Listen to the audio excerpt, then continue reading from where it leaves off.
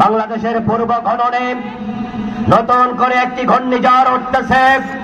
18 কোটি মুসলমান সাবধান এবং সতর্ক থাকো।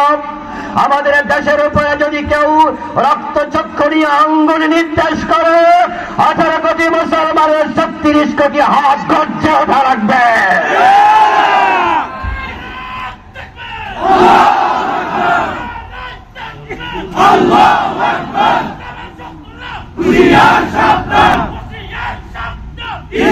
আমার ভাইয়েরা, চিন্ময় বাবুকে অ্যারেস্ট করেছে সরকার, সংখ্যালঘুদের নেতা।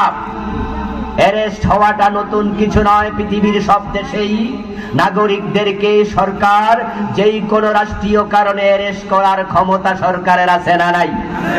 তারা আদালতে যাবে, আবার তারা মুক্তি পাবে, অথবা জেল বা জরিমানা বা খালাস। এটা একটি চিরাচরিত নিয়ম। আমেরিকার মতো দেশে নাগরিক অ্যারেস্ট হয় না, ইন্ডিয়াতে হয় না, এটা নিয়ম। চিন্ময়কে অ্যারেস্ট করার পরে মসজিদ কেন ভাঙতে হবে? চিন্ময়কে অ্যারেস্ট করার পরে আমাদের প্রিয় ভাই সাইফুল ইসলাম আলিফকে কেন হত্যা করতে হবে?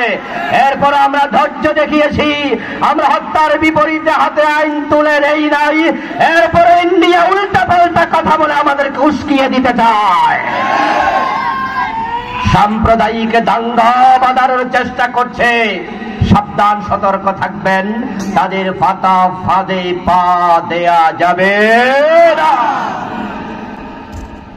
এদেশের হিন্দুরা আমাদের কাছে আমানত, তারা সংখ্যালঘু, তাদের সাথে আমাদের ভ্রাতৃত্ব আছে। একই বাজারে আমরা খরচা কিনি। হিন্দু সেলুনে গিয়ে মুসলমানের সন্তান মাথার চুল কাটে, নিজে শেভ করে। হিন্দু সেলুনওয়ালা যখন মুসলমানের কণ্ঠনালীতে চুল কাটতে আসতে আসতে তার খুর আনে, আমরা আটকে উঠি না, অবিশ্বাস করে দৌড় মারি না। আমরা তার কাছে চোখ বন্ধ করে শেভ করতে দিই, প্রমাণ করে দেই হিন্দু মুসলিমের সম্প্রীতির দেশ বাংলাদেশ। কোন হিন্দু বিপদে পড়লে আমরা এগিয়ে যাই তার সাহায্যের জন্য। অসুস্থ হলে টাকা দিয়ে ওষুধ কেনার জন্য। হিন্দুর রক্তের প্রয়োজন হলে আমরা প্রয়োজনে রক্ত দিয়ে দেশের হিন্দুকে সাহায্য করব। এখানে দাঙ্গা লাগানো যাবে না। এদেশের হিন্দু মুসলমান এক হয়ে প্রয়োজনে দিল্লির বিরুদ্ধে কথা বলতে হবে। তিনি বাংলাদেশে জায়গা না পাইয়া ইন্ডিয়ায় গিয়ে এখন আমাদের বিরুদ্ধে ষড়যন্ত্র করছেন। এদেশটাকে শেষ করে দিতে চেয়েছিল। কুফরি সাপ্লাই, শিরকের সাপ্লাই অসংখ্য দিয়েছে, পাঠ্যপুস্তকে সমকামিতা ঢুকিয়েছে। 2023 সালের জানুয়ারির 1 তারিখে বই পেয়ে দেখলাম ক্লাস 6 এর বইতে বিবর্তনবাদ ঢুকিয়েছে। তারা বইতে লিখেছে মানুষ নাকি বানর থেকে এসেছে। আমরা জানি মানুষের প্রথম ব্যক্তি আদম, আর তারা লিখলো প্রথম ব্যক্তি বানর।